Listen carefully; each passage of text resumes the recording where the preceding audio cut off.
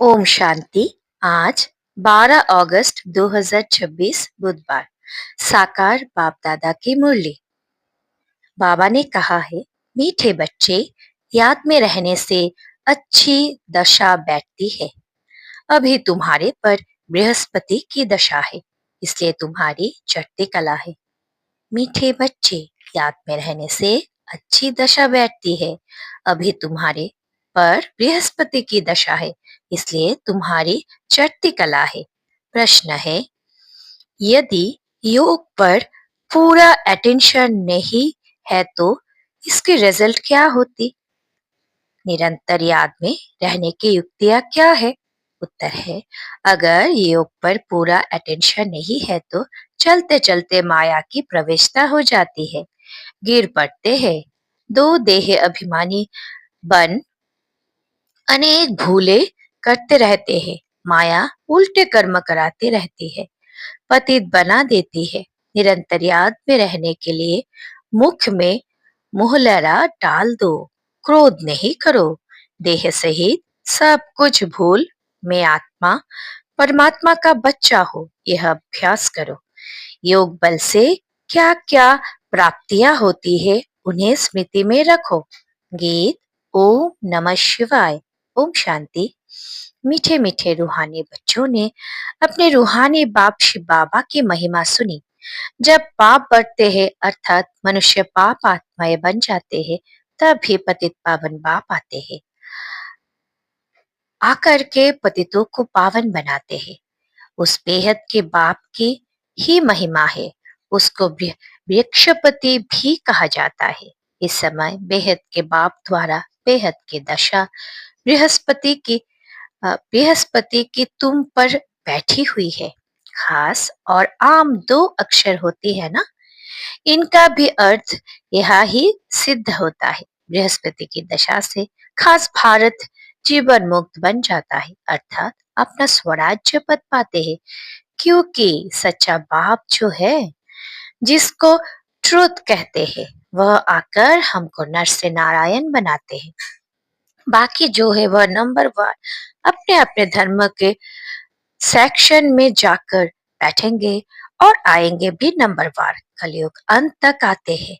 हर एक आत्मा को अपने अपने धर्म में अपना अपना पार्ट मिला हुआ है। रजाई में राजा से लेकर प्रजा तक सबको अपना अपना पार्ट मिला हुआ है। नाटक भी है, नाटक है भी, राजा से लेकर प्रजा तक सबको अपना अपना पार्ट बजाना होता है। अब बच्चे जानते हैं, हमारे ऊपर अभी बृहस्पति की दशा बैठी है। अपने नहीं एक ही दिन बैठती है, ऐसे नहीं एक ही दिन बैठती है। नहीं, तुम्हारी बृहस्पति की दशा चल रही है। अभी तुम्हारी चढ़ती कला है। जितना याद करेंगे उतना चढ़ती कला होगी। याद भूलने से माया के विघ्न आते हैं। याद से दशा अच्छी बैठती है। अच्छी रीति याद नहीं करेंगे तो जरूर गिरेंगे ही, फिर उनसे कुछ ना कुछ भूले होगी। बाबा ने समझाया है, ड्रामा अनुसार सब धर्म वाले जो भी एक है, जो भी है, एक दो की के पिछाड़ी पार्ट बजाने के लिए आते हैं। बच्चे जानते हैं, स्वर्ग की दशा अर्थात जीवन मुक्ति की दशा अब हमारे ऊपर बैठती है। यह ड्रामा का चक्र कैसे फिरता है, इसको भी डिटेल में समझना है। यह सृष्टि ड्रामा का चक्र खास भारत पर बना हुआ है। बाप भी भारत में ही आते हैं, गाया हुआ है, आश्चर्यवत सुनंते कथनते भागंते। चलते चलते माया की प्रवेशता होती है, के कारण गिर जाते हैं, पूरा अटेंशन नहीं देते हैं योग पर। फिर बाप आकर संजीवनी बूटी देते हैं, अर्थात सूचित करने वाली बूटी देते हैं। हनुमान भी तुम हो, बाप ने समझाया है। इस समय रावण को भगाने के लिए यह बूटी सुधा सु, सुंघा देते हैं। बाप तुमको सब सत्य बातें बताते हैं। सत्य है ही एक बाप जो आकर तुमको सत्य नारायण की कथा सुनाए, सतयुग की स्थापना करते हैं। इनको कहा ही जाता है ट्रुथ, सत्य बतलाने वाला। तुमको कहते हैं, तुम शास्त्र को मानते हो, बोलो हाँ, हम शास्त्र को क्यों नहीं मानते हैं? जानते हैं यह सब भक्ति मार्ग के शास्त्र है। यह तो हम मानते हैं। ज्ञान और भक्ति दो चीज है। जब ज्ञान मिलता है फिर भक्ति की क्या दरकार है?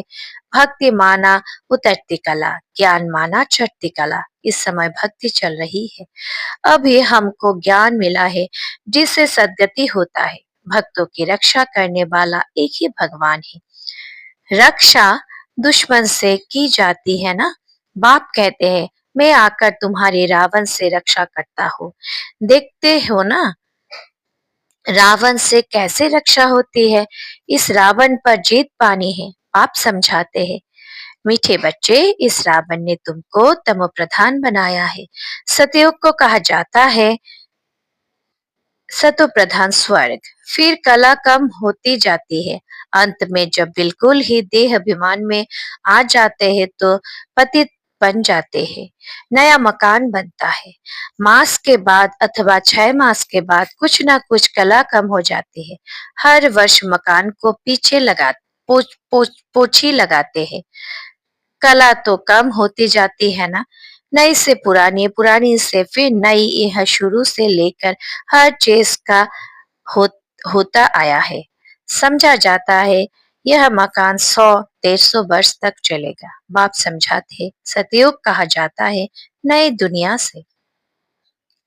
फिर त्रेता 25% कम कहेंगे क्योंकि छोरा पुराना हो जाता है। यह है क्योंकि थोड़ा पुराना हो जाता है। यह है चंद्रवंशी। इनकी निशानी देते हैं क्षत्रिय क्योंकि नए दुनिया के लायक नहीं बने इसलिए कम पोजीशन हो गया। सब चाहते हैं कृष्णपुरी में जाए। ऐसे थोड़े ही कभी कहते रामपुरी जाए। सब कृष्णपुरी के लिए कहते हैं। गाते भी है ना चलो वृंदावन भजो राधे गोविंद। वृंदावन की बात है। अयोध्या के लिए नहीं कहेंगे। श्री कृष्ण के ऊपर सबका बहुत प्यार रहता है। श्री कृष्ण को बहुत प्यार से याद करते हैं। श्री कृष्ण को देखते हैं तो कहते हैं इन जैसा पति मिले, इन जैसा बच्चा मिले, इन जैसा भाई मिले। सेंसिबल बच्चे अथवा बच्चियां जो होते हैं वह श्री कृष्ण के मूर्ति सामने रखते हैं कि इन जैसा बच्चा मिले। श्री कृष्ण का प्यार में बहुत कहते हैं ना। सब चाहते हैं श्री कृष्णपुरी। अभी तो है कंसपुरी, रावण की पुरी। कृष्णपुरी का बहुत महत्व है। श्री कृष्ण को सब याद करते हैं। तब बाप कहते हैं तुम इतना समय याद करते आए हो, अब कृष्णपुरी में जाने का पुरुषार्थ करो। इ, इनके घराने में तो जाओ। सूर्यवंशी 4 घराने हैं तो इतना पुरुषार्थ करो जो रजाई में आकर राजकुमार। सूर्यवंशी 8 घराने हैं तो इतना पुरुषार्थ करो जो रजाई में आकर राजकुमार से झूले। यह समझ की बात है ना। बाप कहते हैं बच्चे जितना हो सके मनमना भव रहो। याद में ना रहने से गिर पड़ते हैं। ज्ञान कब गिराता नहीं। याद में नहीं रहते तो गिर पड़ते हैं। इस पर ही अल्लाह अव्वल दिन हतमताई के नाटक भी बने हुए हैं। याद में रहने के लिए ही मुख में मुहलरा डाल देते हैं। किसको क्रोध आता है तो बोल पड़ता है इसलिए कहते हैं मुख में कुछ डाल दो। बात नहीं करो तो क्रोध आएगा नहीं। बाप कहते हैं कभी भी कोई पर क्रोध नहीं करो। परंतु इन बातों को पूरा न समझकर शास्त्रों में कुछ ना कुछ डाल दिया है। बाप यथार्थ बैठ समझाते हैं। बाप जब आए तब तो आकर समझाए जो होकर जाते हैं। इनको की इन्हों की महिमा गाई जाती है। टैगोर झांसी की रानी होकर गई। उनके फिर नाटक बनते हैं। अच्छा शिव भी होकर गए हैं तब तो शिव जयंती मनाते हैं ना। परंतु शिव कब आया क्या आकर किया यह पता नहीं। यह तो सारी सृष्टि का बाप है। जरूर आकर सबको सदगति दी होगी। इस्लामी बौद्ध आदि जो भी धर्म स्थापन करके गए हैं इनकी जयंती मनाते हैं। तिथि तारीख सभी की है। इनका किसको पता नहीं कहते भी है। क्राइस्ट से इतने वर्ष पहले भारत पैराडाइस था। स्वास्थ्य का जब बनाते हैं तो उसमें पूरे 4 भाग कहते हैं, 4 युग है। आयु कम जास्ती हो ना सके।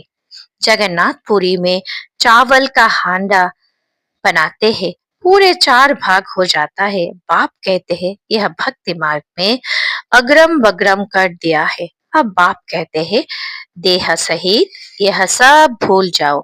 मैं आत्मा हूँ, परम पिता परमात्मा का बच्चा हूँ।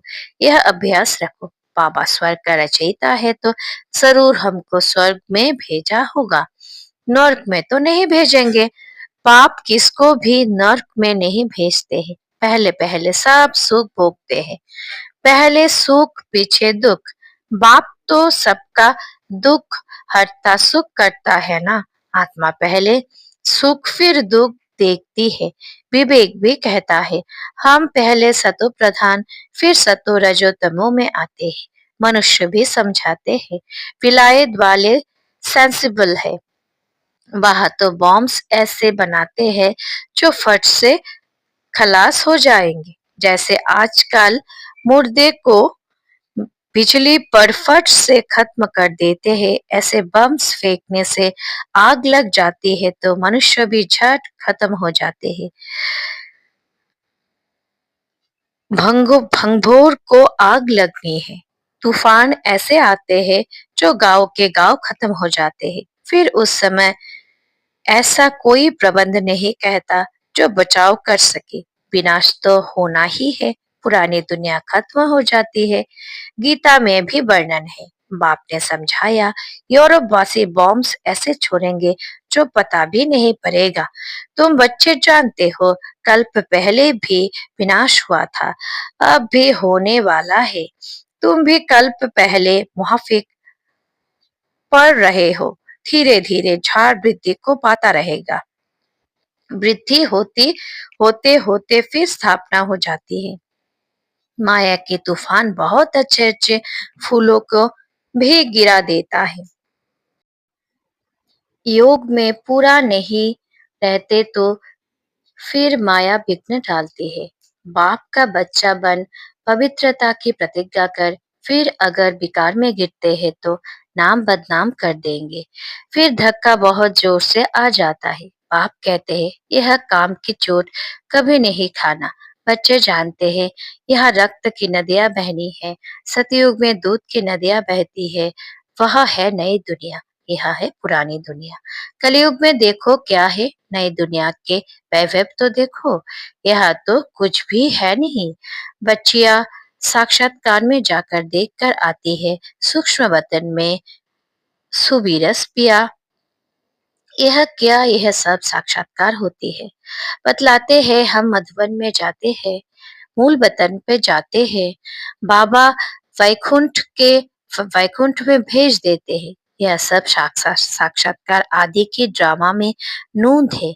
इनसे कुछ मिलता नहीं है। बहुत बच्चियां सूक्ष्म वतन में जाती है, सुविरस आदि पीती थी, आज है नहीं। अच्छे अच्छे फर्स्ट क्लास बच्चे गुम हो गए हैं। बहुत ध्यान दीदार में जाने वालों ने जाकर शादी की। वंडर लगता है माया कैसी है, तकदीर कैसे उल्टी पलट जाते हैं। बहुतों ने अच्छे अच्छे पार्ट बजाए, बहुत मदद भी की आईबीएल में, तो भी आज है नहीं। तब बाप कहते हैं माया तुम बड़ी जबरदस्त हो, माया से तुम्हारी युद्ध चलती है। इसको कहा जाता है योग बल की लड़ाई। योग बल से क्या प्राप्ति होती है यह किसको पता नहीं है। सिर्फ भारत का प्राचीन योग कहते हैं। मीठे मीठे बच्चों को योग के लिए समझाया जाता है। प्राचीन राजयोग गाया हुआ है। जो भी फिलोसोफर आदि है, यह स्पिरिचुअल नॉलेज तो कई में है नहीं। रूहानी बाप ही ज्ञान का सागर है। इनको ही शिवाय नमः गाते हैं, इनकी ही महिमा गाई है। पाप आकर तुमको कितना ज्ञान समझाते हैं। इसको ज्ञान का तीसरा नेत्र कहा जाता है। और कोई की ताकत नहीं जो अपने को त्रिकालदर्शी कह सके। त्रिकालदर्शी सिर्फ ब्राह्मण ही होते हैं, जिन ब्राह्मणों द्वारा यज्ञ रचा है। रुद्र ज्ञानयज्ञ है ना, रुद्र शिव को भी कहते हैं। इनके नाम रख दिए हैं। हर एक देश में नाम अलग अलग बहुत है। सिवाय एक बाप के और किसी के इतने नाम है नहीं। बबुलनाथ भी इनको कहते हैं। बबुल इनको कहा जाता है जिसमें कांटे होते हैं। बॉम्बे में वहाँ बहुत मेला लगता है। अर्थ कुछ नहीं समझते। बाप बैठे समझाते हैं। उनका राइट नाम है शिव। व्यापारी लोग भी बिंदी को शिव कह देते हैं। एक तो गिनती जब करते हैं 10 पर आएंगे तो कहेंगे शिव। बाप भी कहते हैं मैं बिंदी हूँ स्टार। बहुत लोग ऐसे डबल तिलक भी देते हैं। माता और पिता ज्ञान सूर्य ज्ञान चंद्रमा की निशानी है। वह अर्थ नहीं जानते तो बाबा योग पर समझा रहे हैं। योग कितना मशहूर है। अभी तुम बच्चे योग अक्षर छोड़ दो, याद करो। बाप कहते हैं योग अक्षर से समझेंगे नहीं, याद से समझेंगे। बाप को बहुत याद करना है। इनको साजन भी कहा जाता है। पटरानी बनाते हैं ना, विश्व की राजधानी का वर्षा बाप देते हैं। सतयुग में एक बाप होता है। भक्ति में 2 बाप और ज्ञान मार्ग में अभी तुम्हें 3 बाप है। कितना वंडर है। तुम अर्थ सही जानते हो। सतयुग में है ही सब सुखी, इसलिए परलौकिक बाप को जानते ही नहीं। अभी तुम तीनों बाप को जानते हो। कितना सहज समाज समझाने की बातें हैं। अच्छा, मीठे मीठे से खिलाते बच्चों प्रति माता पिता बाप दादा का याद प्यार और गुड मॉर्निंग। रूहानी बाप के रूहानी बच्चों को नमस्ते। हम रूहानी बच्चों के रूहानी माता पिता बाप दादा को भी याद प्यार गुड मॉर्निंग और नमस्ते नमस्ते नमस्ते। धारणा के लिए मुख्य सार। एक, याद में रहने के लिए मुख से कुछ भी बोलो नहीं। मुख में मुहलरा डाल दो तो क्रोध खत्म हो जाएगा। कोई पर भी क्रोध नहीं करना है। नंबर 2, इस दुख धाम को अब आग लगनी है, इसलिए इसे भूल नई दुनिया को याद करना है। बाप से जो पवित्र रहने की प्रतिज्ञा की है उस पर पक्का रहना है। वरदान है, निराकारी स्थिति के अभ्यास द्वारा मैंपन को समाप्त करने वाले निरंकारी भव। निराकारी स्थिति के अभ्यास द्वारा मैंपन को समाप्त करने वाले निरंकारी भव। विश्लेषण है, व्याख्या है, वर्तमान समय सबसे महीन और सुंदर धागा यह मैंपन है। यह मैं शब्द ही देह अभिमान से पार ले जाने वाला भी है, तो देह अभिमान में लाने वाला भी है। जब मैंपन उल्टे रूप में आता है तो बाप का प्यारा बनाने के बजाय कोई न कोई आत्मा का नाम मान शान का प्यारा बना देता है। इस बंधन से मुक्त बनने के लिए निरंतर निराकारी स्थिति में स्थित होकर साकार में आओ। इस अभ्यास को नेचुरल नेचर बना दो तो निरंकारी बन जाएंगे। स्लोगन है, किसी की बुरी व अच्छी बात सुनकर संकल्प में भी घृणा भाव आना यह ही परमत है। किसी की बुरी व अच्छी बात सुनकर सकल संकल्प में भी घृणा भाव आना यह भी परमत है। यह अव्यक्त इशारे अपवित्रता के बीज को भी समाप्त कर संपूर्ण स्वच्छ यानी पवित्र बनो। संकल्प व स्वप्नों में भी जब अपवित्रता का अंश मात्र ना हो तब कहेंगे सच्चे ब्राह्मण। इसे धारणा के लिए ही गायन है, प्राण जाए पर धर्म न जाए। ऐसी हिम्मत, ऐसे दृढ़ निश्चय करने वाले किसी भी प्रकार की परिस्थिति में अपने धर्म अर्थात धारणा के प्रति कुछ भी त्याग करना पड़े, सहन करना पड़े, सामना करना पड़े, साहस रखना पड़े तो खुशी खुशी से करते हैं, पीछे नहीं हटते। ओम शांति, ओम शांति, ओम शांति।